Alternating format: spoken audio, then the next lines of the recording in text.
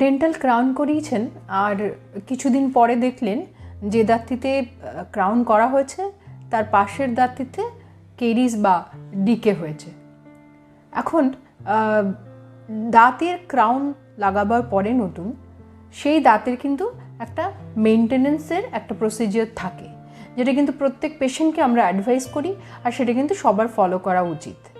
কারণ বেশিরভাগ সময় যে দাঁতে ক্রাউন করা হয় তার পাশের দাঁতটি কিন্তু এই ক্রাউনের পাশের দাঁতটি সেখানে কিন্তু খাবার জমে বা খাবার আটকে সেখানে যদি ঠিকভাবে পরিষ্কার না করা হয় তবে কিন্তু সেই দাঁতটি ক্ষতিগ্রস্ত, পাশের দাঁতটি ক্রাউনের পাশের দাঁতটি ক্ষতিগ্রস্ত হওয়ার চান্সেস থাকে।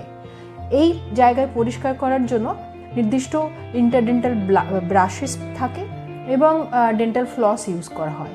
এই ইন্টারডেন্টাল ব্রাশেসগুলো আমরা আমাদের ক্লিনিকে ঠিক ততখানি গ্যাপ, যতটা কন্ট্যাক্ট পয়েন্টে যতটা গ্যাপ থাকে সেই গ্যাপটা ঠিক মতো মাপ করে মেজার করে সেই সাইজের একটি ইন্টারডেন্টাল ব্রাশ কিন্তু আমরা আমাদের পেশেন্টদের ক্রাউন করার পরে বা অনেক সময় যারা দাঁতে ব্রিজ করান তাদের কিন্তু আমরা অ্যাডভাইস করি।